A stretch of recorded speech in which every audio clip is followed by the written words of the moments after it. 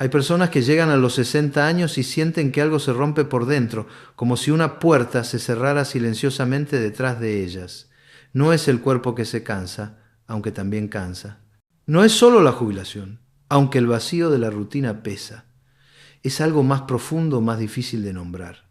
Es la sensación de que la vida empieza a exigir rendición, de que hay cosas que ya no se pueden hacer, no porque sean imposibles, sino porque el mundo alrededor lo repite tanto que terminas creyéndolo. Y entonces miras a tu alrededor y ves a otros que parecen haber aceptado esa sentencia sin protestar, como si envejecer fuera sinónimo de apagarse.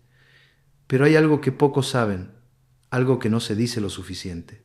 Hay personas que cruzan esa línea de los 60, de los 70, de los 80 incluso, y siguen encendidas.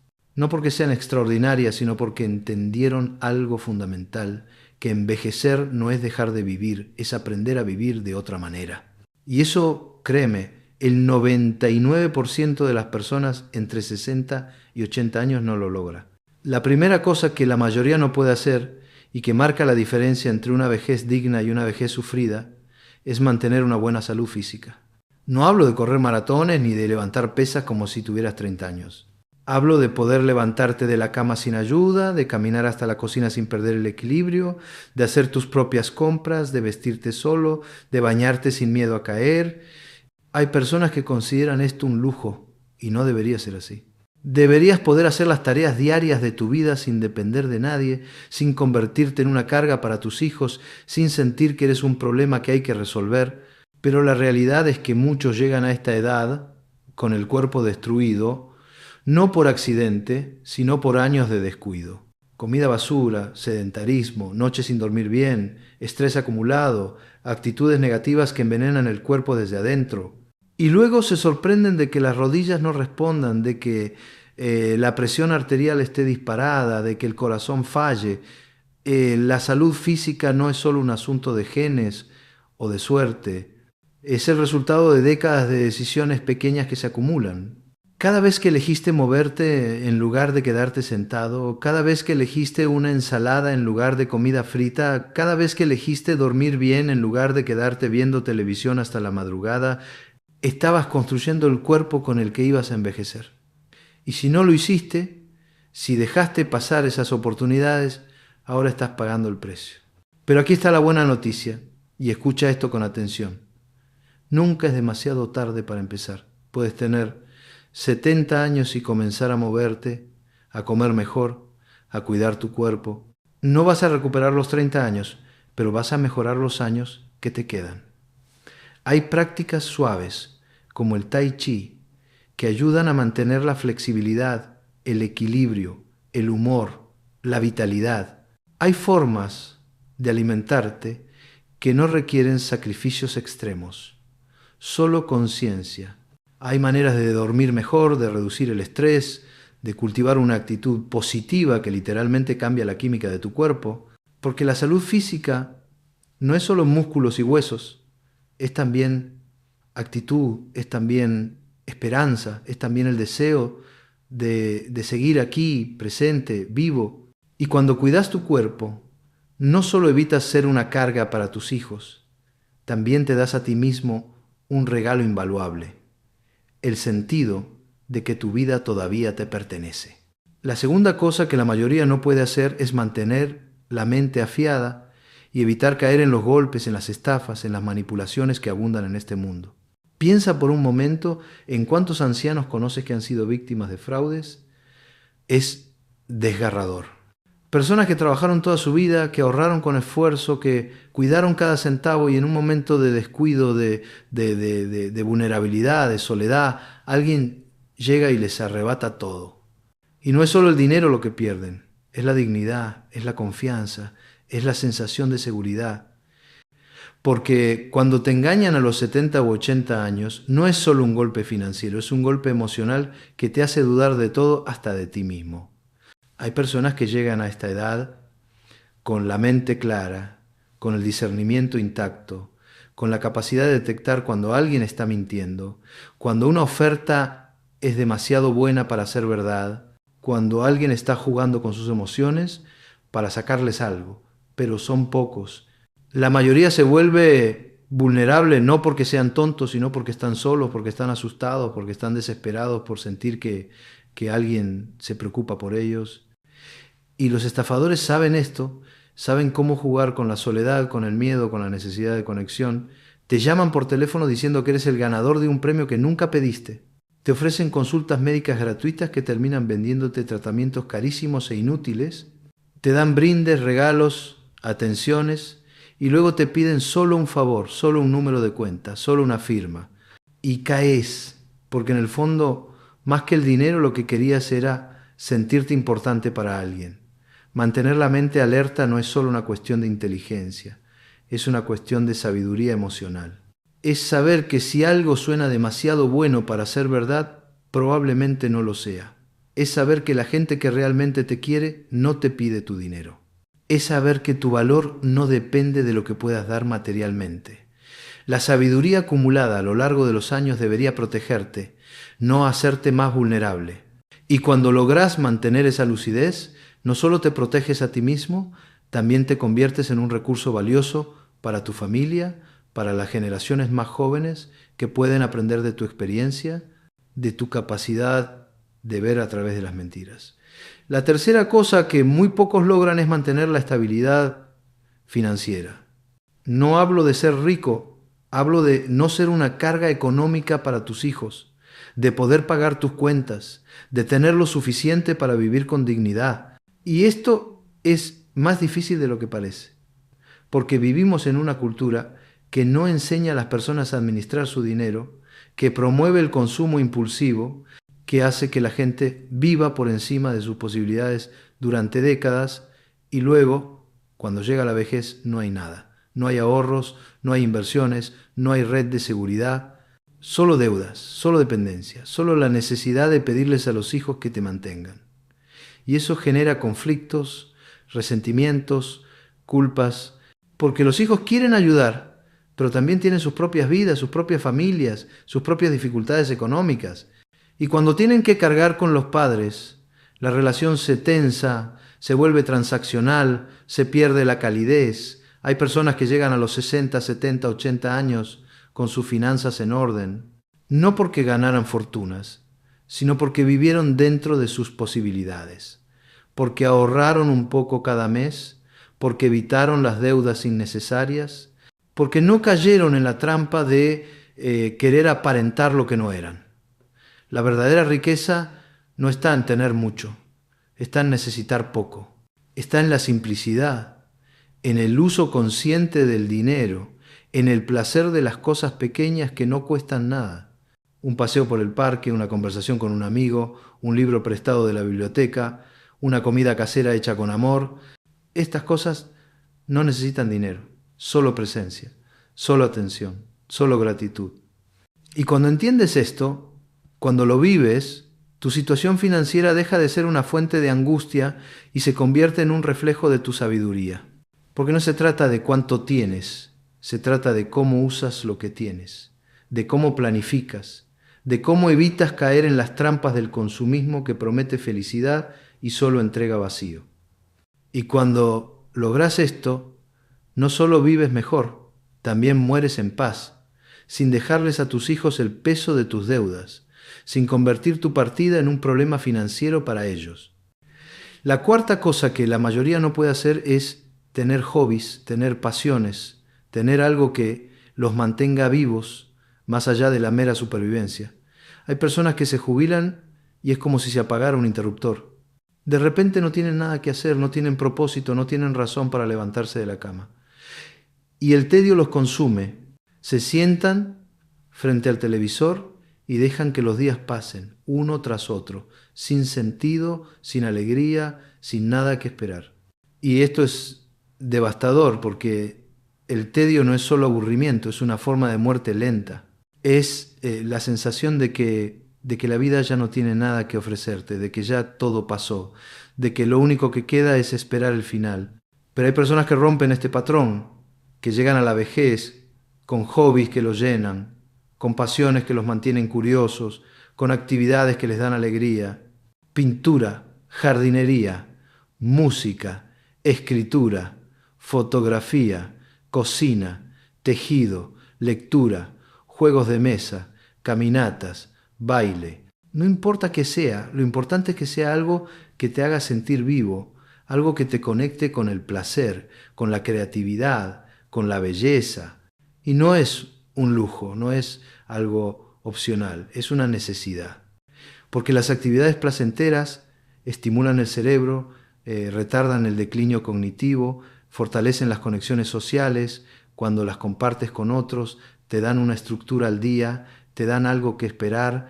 Cada vez que te sientas frente a un lienzo, cada vez que plantas una semilla en tu jardín, cada vez que tocas una canción en el piano, estás diciéndole a la vida que todavía estás aquí, que todavía tienes algo que ofrecer, que todavía hay belleza que crear. Y esto no solo te beneficia a ti, también inspira a los que te rodean, especialmente a los más jóvenes, que ven en ti un ejemplo de que la vida puede seguir siendo rica, interesante, vibrante, sin importar la edad.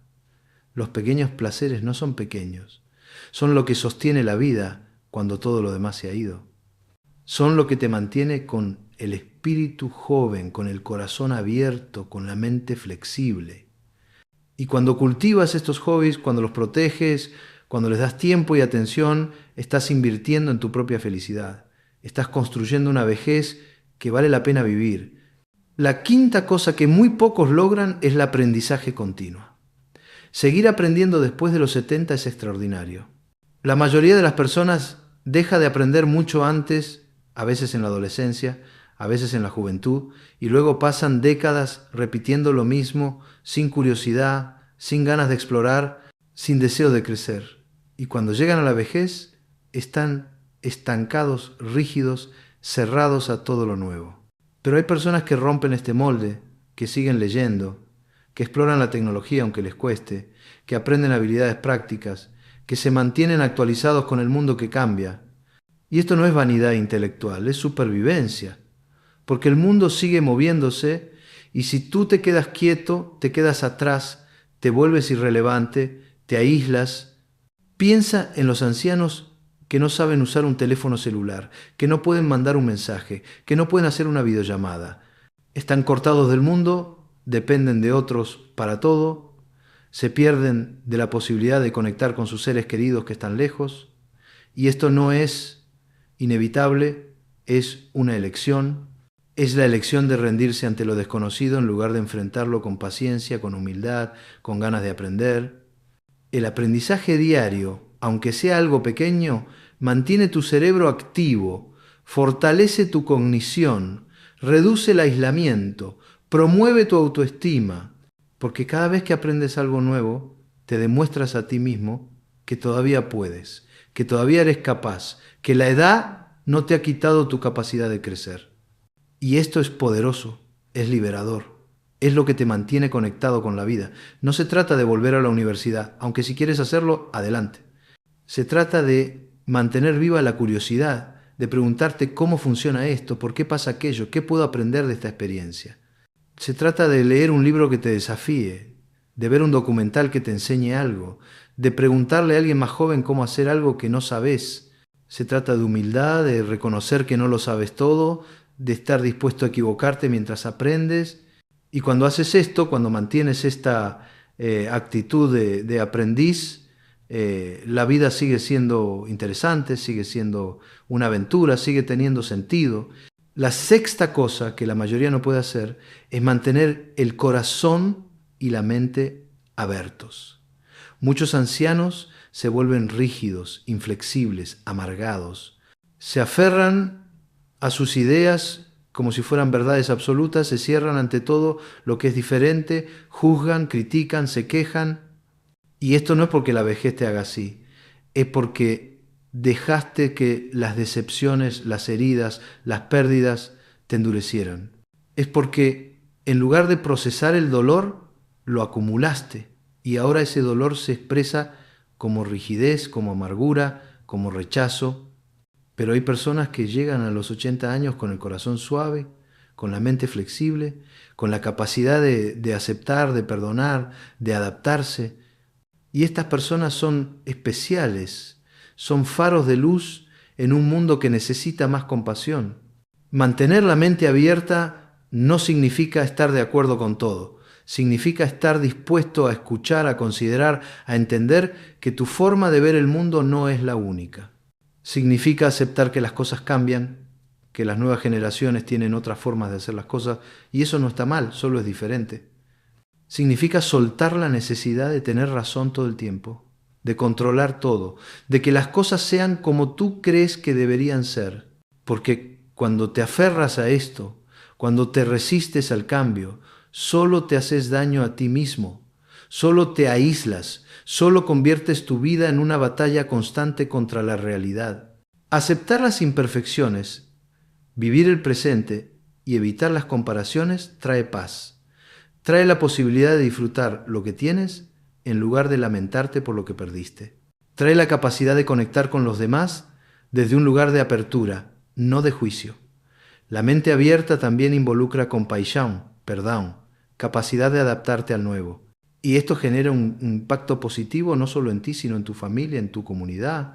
Porque cuando tú eres flexible, cuando tú aceptas, cuando tú perdonas, creas un espacio seguro para que los demás también lo hagan.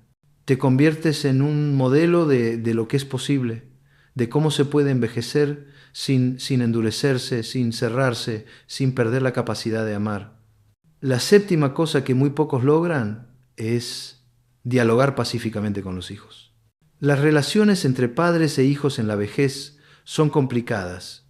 Están llenas de historia, de heridas no sanadas, de expectativas no cumplidas, de rencores acumulados. Y muchas veces, en lugar de sanar estas heridas, la vejez las agranda. Los padres se vuelven demandantes, críticos, controladores, y los hijos se alejan, se cansan, se frustran, y así se pierden años preciosos, en conflictos que no llevan a ninguna parte, en discusiones que solo dejan amargura. Pero hay personas que logran construir relaciones armoniosas con sus hijos, incluso en la vejez, incluso después de años de conflictos. Y esto no es casualidad. Es el resultado de sabiduría, paciencia, maturidad. Es el resultado de aprender a comunicarse con empatía, a escuchar de verdad, no solo a esperar tu turno para hablar. Es el resultado de soltar la necesidad de tener razón, de ser el que manda, de que las cosas se hagan a tu manera, porque tus hijos ya no son niños, son adultos con sus propias vidas, sus propias decisiones, sus propios errores que cometer, y tu papel ya no es controlarlos, es acompañarlos, apoyarlos cuando te lo piden y retirarte cuando no te necesitan. La comunicación empática y la escucha activa evitan conflictos. Y cuando logras esto, cuando aprendes a relacionarte con tus hijos desde un lugar de respeto mutuo, te conviertes en un faro emocional para la familia. Te conviertes en el lugar al que todos quieren ir, no por obligación, sino porque tu presencia es sanadora, es pacífica, es amorosa. Y esto es lo que todo padre debería querer. No obediencia, no dependencia, sino una relación genuina, basada en el amor, en el respeto, en la libertad. La octava cosa que la mayoría no puede hacer es mantener conexiones sociales fuertes. La soledad en la vejez es una epidemia silenciosa. Hay estudios que muestran que la soledad impacta la salud tanto como fumar. Te debilita el sistema inmunológico, te aumenta el riesgo de enfermedades cardíacas, te acelera el declinio cognitivo, te hunde en la depresión, y sin embargo muchas personas llegan a la vejez completamente aisladas. Pierden a sus amigos, pierden a su pareja, pierden su red social y no hacen nada por reconstruirla. Se quedan en casa, solos, esperando que alguien venga a rescatarlos, pero nadie viene, porque todos están ocupados con sus propias vidas. Y así pasan meses, años, en una soledad que los consume. Pero hay personas que rompen este patrón, que mantienen sus amistades, que participan en su comunidad, que buscan la convivencia, que se abren a nuevas conexiones, y estas personas no solo viven más, viven mejor, porque la vida social no es un lujo, es una necesidad humana básica. Necesitamos pertenecer, necesitamos ser vistos, necesitamos ser escuchados, necesitamos saber que importamos. Y cuando cultivas tus relaciones, cuando las nutres, Cuando les das tiempo y atención, estás invirtiendo en tu propia salud mental y física. No se trata de tener cientos de amigos, se trata de tener algunas conexiones genuinas, personas con las que puedas hablar, reír, compartir, personas que se preocupen por ti y por las que tú te preocupes. Y si perdiste tus amigos de juventud, si tu pareja ya no está, si tu familia está lejos, todavía puedes construir nuevas conexiones. Puedes unirte a un grupo comunitario, puedes tomar una clase, puedes hacer voluntariado, puedes simplemente hablar con tus vecinos. Las oportunidades están ahí, pero tienes que tomarlas, tienes que salir de tu zona de confort, tienes que arriesgarte a ser vulnerable otra vez, porque la alternativa, la soledad, es demasiado costosa, demasiado dolorosa, demasiado peligrosa. La novena cosa que muy pocos logran es vivir con propósito. Tener una razón diaria para levantarse de la cama prolonga la vida y trae felicidad. Y esto puede sonar abstracto, pero es profundamente concreto. El propósito no tiene que ser grandioso, no tienes que salvar al mundo. Puede ser algo tan simple como cuidar tu jardín, como llamar a un amigo cada semana, como leerle cuentos a tus nietos, como hacer voluntariado en un refugio de animales.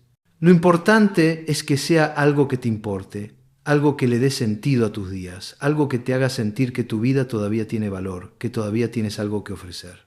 Hay personas que pierden el propósito cuando se jubilan, cuando los hijos crecen y se van, cuando la pareja muere. De repente no saben para qué están aquí, no saben qué hacer con su tiempo, no saben cómo llenar el vacío, y este vacío es peligroso.